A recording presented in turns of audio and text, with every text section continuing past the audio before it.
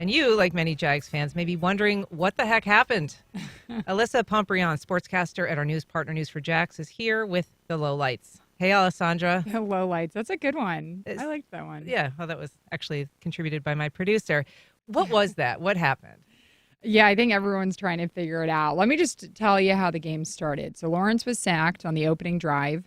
Then Brock Purdy threw a touchdown. Then Lawrence was sacked once again. That's just how that's how the game started, the first 3 drives. Ow. And that kind of symbolized basically how the whole game was going to be.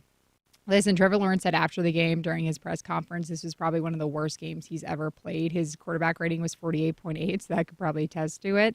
It was a tough game. The 49ers were coming out from a 3-game losing streak. They said all week it was a must-win game.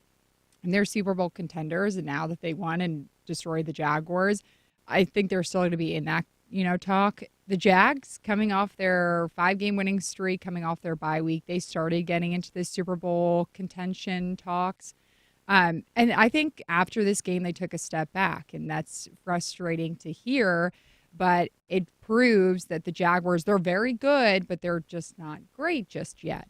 And I think it's going to take a little bit more time for the offense to gel and find something for them to be talked about as one of the great teams in the NFL. I do have to say, they only have 3 losses. And of course, yesterday watching that, it was embarrassing. It was a disappointment. But they only have 3 losses.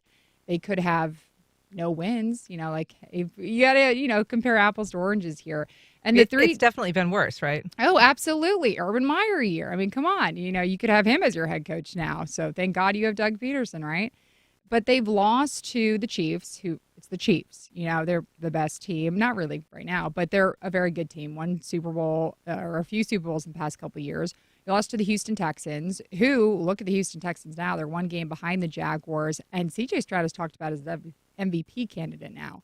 So when you look back at that loss, you're like, oh, well, you know what? They're actually a really good team. So that's not as brutal of a loss. And then you lose to the 49ers, who are a very good team. When you think about Deebo Samuel played yesterday, George Kittle played yesterday, Williams played yesterday. You had Chase Young and Nick Bosa teaming up. And, of course, they had their way with Trevor Lawrence, who was sacked 5 times. God. So when you look at that, you're like, okay, the losses that they've had, they're against very good teams. And that's what you want. You don't want to lose to, like, a Jet or to the New York Jets or to the Denver Broncos. But you're losing to, formidable teams who are in the Super Bowl contention. So a hard game. But so they've got harder teams lying ahead, though, right? Yeah. This is not like their last difficult game. Oh, no. The next 6 weeks are going to be very difficult, or I guess now 5 weeks are going to be very difficult for the Jaguars, the 49ers. For the Jaguars, you're looking at you're playing the Houston Texans again, which now that's going to be in Houston. That is going to be a huge game. That game is probably going to decide the AFC South. And right now, we were talking about how the Jaguars are going to win the division, no problem. Now you're looking at they may not win the division, and that's going to have huge playoff implications. That is going to be, in my opinion, the most important game, obviously, for the Jaguars coming up. But they're playing the Browns, they're playing the Bengals. I mean, you have a lot of teams ahead, and then you also have to play the Titans, to finish out the division at the end of the season. So, they have a brutal test ahead of them for the next, I would say, like 5 weeks. And I think they're also playing the Ravens, which is one of the best teams, if not the best team right now. So is this going to force some changes, this humiliating loss in their strategy or their lineup? It may. After the game in the locker room, Trevor Lawrence and Christian Kirk and offensive coordinator Press Taylor, they were talking. They were sitting down and talking to each other for quite a long time. I'd say about 10 minutes. And they seemed calm, but they definitely were talking about what just happened. It's hard to, it's going to be easy for them to move on because, you got to look to the next team. But they're going to have, a come to Jesus moment with them after watching the highlights or after watching the game because it was a rough one. But there may be some changes. They're very headstrong with, the team that they have, with the scheme that they have.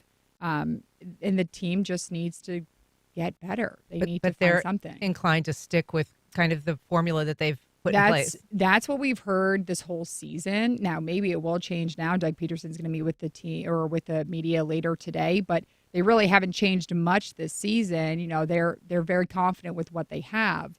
So I doubt that they'll change anything major. And suppose there's some strength in not undermining them by changing things. Oh, absolutely. Absolutely. I think they're still a confident team. I don't think they're desperate right now. Obviously, that was embarrassing. But, Doug Peterson said after the game it was a humbling moment, which it 100% was. So hopefully they can come out strong next week as they host the Titans.